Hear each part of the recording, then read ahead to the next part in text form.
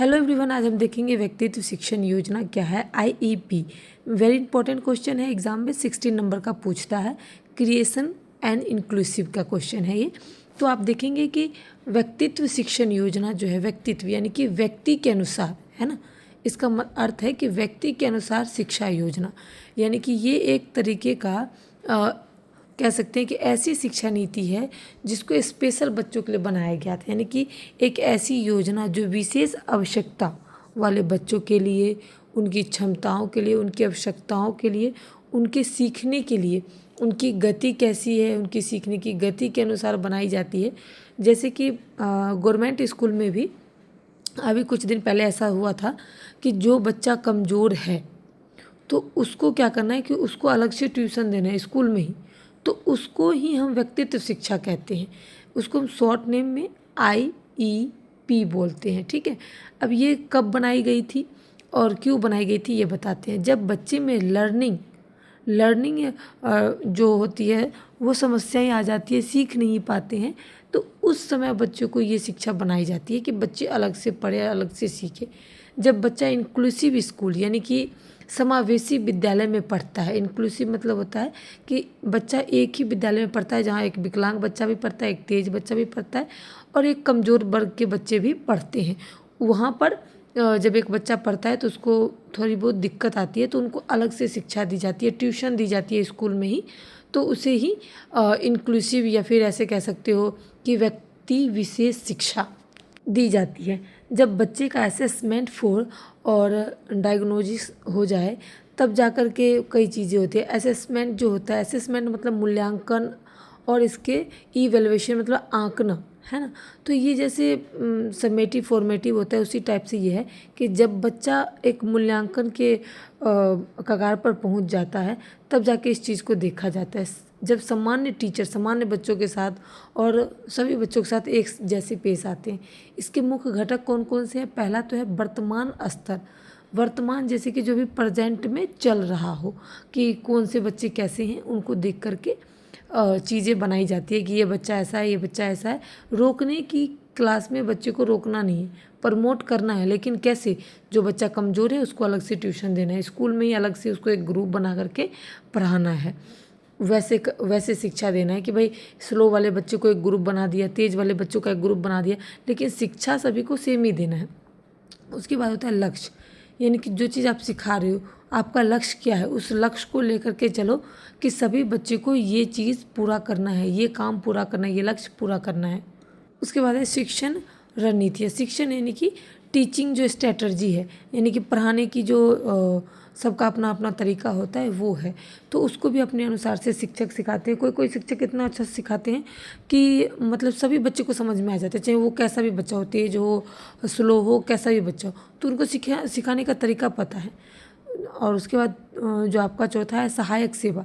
सहायक यानी कि बच्चों की समस्या को जान करके आप उसको मदद करें। समय सीमा को ध्यान में रखना है, मूल्यांकन को ध्यान करना है, यानी कि बीच बीच में आपको मूल्यांकन करते रहना है। अब देखेंगे इसको बनाने की प्रक्रिया क्या है। पहला है पहचानना, यानी कि जो बच्चा है उसके अंदर क्या कमी है, किसकी वजह से वो पीछे जा रहा है, किसके वजह से वो नहीं समझ पा रहा है, वो चीज़ों को पहचान करके उस समस्याओं को समाधान करना। दूसरा है मूल्यांकन, असेसमेंट। असेसमेंट में क्या होता है कि बहुत सारी प्रक्रियाएं होती है। कोई उसके बारे में जानता है कि ये पहले तेज़ था अब कम नंबर ला रहा है, फिर वो उसको बताता है कि किस वजह से आ रहा है, शिक्षक अच्छे नहीं पढ़ा रहे या फिर बच्चा नहीं पढ़ रहा या फिर उसकी घर की स्थिति ऐसी है, माहौल ऐसा है जो वो नहीं पढ़ पा रहा है। ये सब चीज़ को मूल्यांकन असेसमेंट करना होता है। उसके बाद हम उस चीज़ को जान करके समस्या का समाधान करते हैं। उसके बाद है लक्ष्य। लक्ष्य जो है यानी कि एक गोल होता है। अगर कोई बच्चा पढ़ रहा है तो उसको भी होता है कि भाई मुझे आगे क्लास में जाना है। तो अगर कोई बच्चा काम ही कर रहा है तो उसको ये होता है कि मुझे ड्राइंग बनाना है, तो एक लक्ष्य है उसका, तो उसको पूरा करना। उसके बाद है योजना बनाना, यानी कि देख सकते हैं कि बच्चे को कोई काम दे दिए और क्या बच्चा योजना बना पा रहा है, कोई चीज़ सोच रहा है, जैसे कोई आइडिया आया उसके दिमाग में, यानी कि वो योजना बना रहा है, प्लानिंग कर रहा है। उसके बाद है क्रियावान, यानी कि कोई भी चीज़ को वो देख रहा है, क्रिया कर रहा है या नहीं, काम कर रहा है, अपने आप कुछ एक्टिविटी क्रिएटिविटी कर रहा है या नहीं। उसके बाद है समीक्षा यानी कि रिव्यू, यानी कि अगर उसको कोई चीज़ दिया जा रहा है तो वो उसको रिव्यू यानी कि रीयूज़ कर रहा है या नहीं।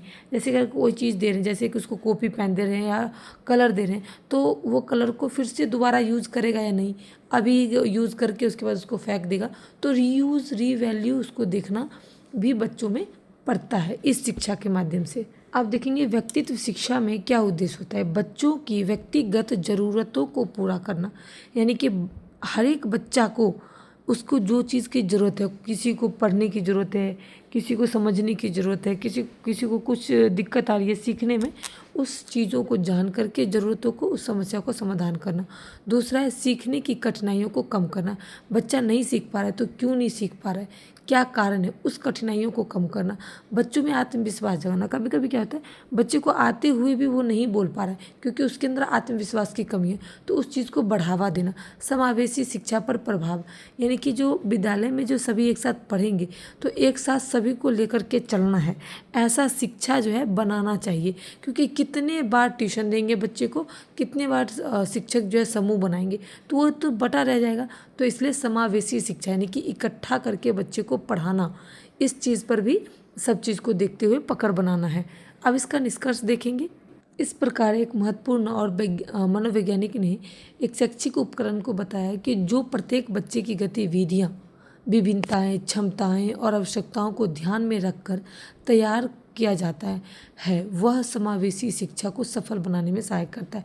यानी कि उन्होंने कहा है कि एक ऐसा मनोवैज्ञानिक थे, उन्होंने कहा है कि मनोवैज्ञानिक जो है वो शिक्षा तभी संपन्न हो सकता है जब बच्चे की व्यक्तिगत विभिन्नताएं, उसकी क्षमताएं और उन पर ध्यान देकर के पाठ्यक्रम को बनाया जाए जिसमें सभी बच्चा एक साथ पढ़ सके। यह समावेशी शिक्षा को सफल बनाता है। यानी कि समावेशी शिक्षा का मतलब है दिव्यांग हो, डिसेबल हो, विथ डिसेबल बच्चा हो, सब पढ़ सकता है, सबको बराबर शिक्षा मिलेगा, बराबर भेदभाव नहीं होगा। तो ऐसी चीज़ें ही एक व्यक्तिगत शिक्षण की प्रक्रिया बनाई गई थी और व्यक्तित्व शिक्षा को शिक्षण को बढ़ावा दिया था। उस समय इस चीज़ को लागू किया गया था, इसलिए ये शिक्षा को बनाया गया था कि बच्चे विशेष अगर हों, जैसे सबको एक साथ लेके चलना मुश्किल है, तो जो तेज़ वाले बच्चे वो पीछे रह जाएंगे। तो क्या करना चाहिए, ट्यूशन देने का प्रावधान हुआ। गवर्नमेंट स्कूल में भी जो डल हैं बच्चे, उनको इकट्ठा करके उनको अलग से शिक्षा दी जाए, अलग से एक्स्ट्रा टाइम दिया जाए, जो कि वो भी बराबर आ सके। तो उसके बाद समावेशी शिक्षा पर भी पकड़ बनाया गया। उम्मीद करती हूँ कि मैंने एक एक टॉपिक को, एक एक लाइन को क्लियर किया है। फिर भी अगर कुछ पूछना हो, कुछ छूट रहा हो तो कमेंट ज़रूर करना, नए हैं तो दोस्तों के साथ ज़रूर शेयर करना और चैनल को सब्सक्राइब कर लेना और बेल आइकन को प्रेस कर लेना। Thanks for watching my video.